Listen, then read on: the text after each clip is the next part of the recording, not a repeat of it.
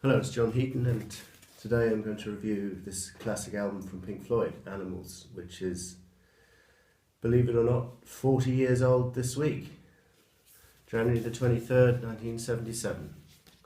And it was the follow-up to Wish You Were Here from 1975, so around about 18-month wait for this album, or 16-month wait. Lyrics nicely written out on the inner sleeve, and the label is on this particular copy. This is a Greek copy, and the original copies came with this dog on the A side, reflecting the track Dogs, and then these sheep on the B side, reflecting the track Sheep. So, I mean, it was not overly original, but Pink Floyd named all of the tracks on this album after certain animals, and it was a thinly disguised attack on humanity from Roger Waters, who again wrote all the lyrics as usual. It came in for, I mean, commercially speaking, it was a success, number 2 in the UK, number 3 in the US. But it did come up in for some flack. One review said this: the 1977 Floyd has turned bitter and morose. Their message has become pointless and tedious. And then the All Music Guide said Pink Floyd acting as the mouthpiece for Roger Waters' increasingly vitriolic takes on modern life. The result was one of its less successful later efforts, which is absolute rubbish. This is one of their best albums. This is Pink Floyd right in the middle of their peak period when they could do no wrong, which lasted, in my opinion, from 1973 to 1980. NME was a bit more positive, said that the record is much more positive than Wish You Were Here and possessed real power. Okay, enough of the reviews, because we don't always agree with them, as you know. So this cover, in case those of you didn't know, this is a nice gatefold, by the way. You can see the railway lines next to this building, and this is Battersea Power Station in southwest London. And I passed this building on the way to work for about 15 years. On the Wimbledon to Waterloo line. You can see it out of the train window between Clapham Junction and Vauxhall. It's part of the London skyline, and it's still there to this day, although I think it might be missing one of its trotters, because this image is obviously supposed to look like an upside down pig, and they actually hired a 40-foot inflatable pig in the back end of 76 and shot it very nicely here, so you can see that pig floating there, and there's a better picture of it here in the tour program of the Pros and Cons of Hitchhiking tour. So went to great expense. Roger Waters came up with the idea for the sleeve, but I think Hypnosis were involved in its execution. One thing you'll notice about the sleeve is that the remastered sleeve, and this is the CD remaster, is a bit more fulsome in its colour. I don't know whether they just tarted it up or something, or whether this sleeve has genuinely faded over the years. I don't see much point in doing that. I think this is very evocative as it is, without having more reds and stuff in it. I think this album is also interesting because I think it's the last occasion where all 4 members were really contributing artistically. Richard Wright was to take a bit of a back seat during the Wall, the following album. But here he's on top form and contributes some very atmospheric keyboards, particularly I'm thinking of the electric piano at the beginning of Sheep, and the kind of organ sound he gets throughout the Sheep song, really, which I listened to this album last night, and I have to say, it's probably my favourite Pink Floyd album right now. And Sheep might even be their best track ever. I think it was incredible. I listened to it in the dark, loud, and it was very atmospheric and very powerful. So, the album starts off with Pigs on the Wing, which actually starts and closes the album. It's a nice little acoustic number from Roger, and this just beautiful tune and a great way to open the album. And he did it in concert during this Pros and Cons tour. It was the only track he did from Animals actually on that tour.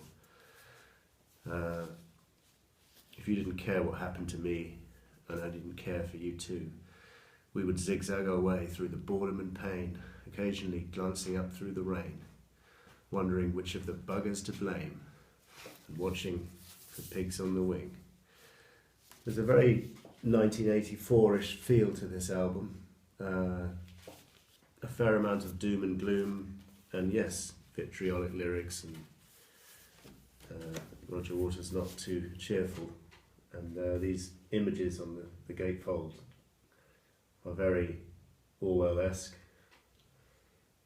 Not too much happiness depicted there, and not too much happiness in the lyrics, but musically speaking. And the lyrics are powerful, and they work because they're not. They're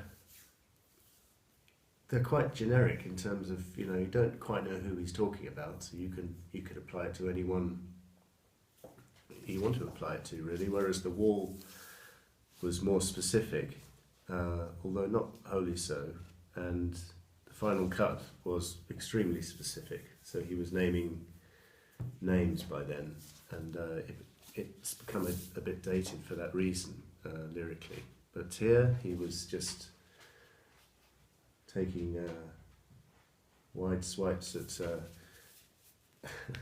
good portion of humanity, probably, ourselves included, no doubt.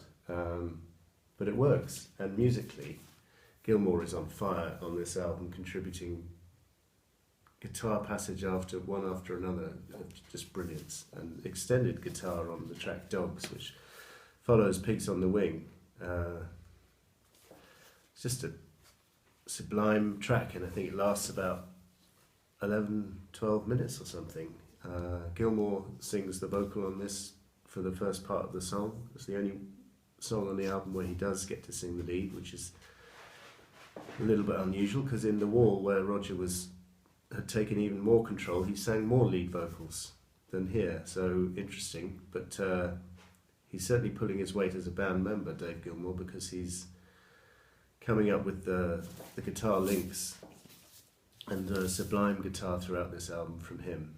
And as I say, great keyboards from Rick Wright and great drumming from Nick Mason. And very great atmospheric bass playing from Roger, let's not forget that. They really worked together. I know they like to pretend they didn't. But this foursome in the studio together when they weren't pissing each other off really produced some magic. And this track Dogs is wonderfully sung by Dave Gilmour in the first three verses. And then and When You Lose Control, that verse is also sung by Dave, and then Roger comes in to sing. Got to admit, I'm a little bit confused, that bit.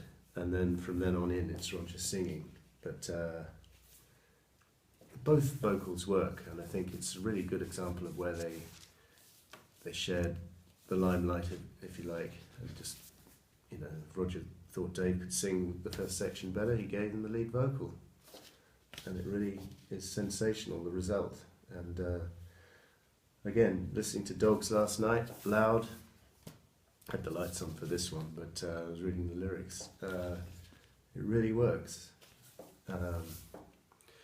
Then we move over to side two, Pigs, three different ones, where he's, in the three verses, he's slagging off someone or other, and it's kept generic. And for the first two verses, you're not quite sure who the lyrics are aimed at.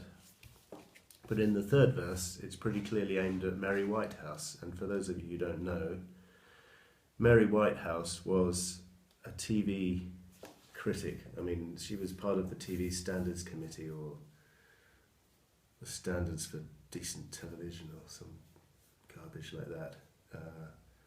And she would complain about Doctor Who and stuff like that, like the Deadly Assassin, the drowning sequence at the end of one of the episodes of Deadly Assassin when the Doctor's getting drowned. She said, this is not fit for children, and she would get on a high horse and she would get a lot of things censored and banned. And Roger obviously had enough, not particularly related to Doctor Who, but she was always complaining about too much sex on TV. And so, hey you White House, haha, charade you are. You house-proud town mouse, haha, charade you are. You're trying to keep our feelings off the street. You're nearly a real treat. Hold tight lips and cold feet. And do you feel abused? Got to stem the evil tide and keep it all on the inside. Mary, you're nearly a treat. Mary, you're nearly a treat, be it really a cry. So maybe a lot of people in the US didn't know who Barry Whitehouse was, so they're probably wondering what that was about. So now you know.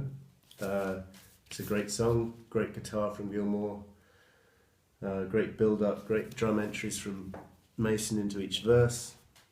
And then we move on to Sheep, which again, as I said, opens brilliantly with this surreal, ghostly electric piano from Richard Wright, and you're sort of transported to another universe, really, where there's a whole lot of sheep. It's like 1984, although it's this lyric is probably aimed at people who just follow other people without thinking for themselves. I think that's what Lord Roger was thinking.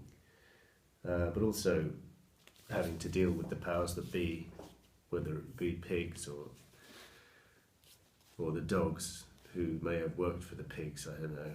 And there's a hilarious interpretation of the 23rd Psalm with some racy lyrics, which you can't really hear on the record, you just have to follow it on the lyric sheet. And then the whole thing climaxes with this wonderful last verse. Bleating and babbling I fell on his neck with a scream. Wave upon wave of demented avengers march cheerfully out of obscurity into the dream. Have you heard the news? The dogs are dead. You better stay home and do as you're told.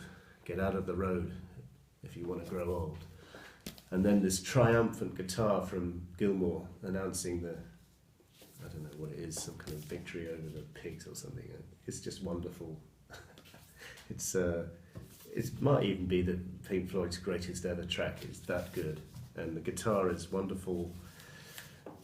The drumming, everything, bass playing.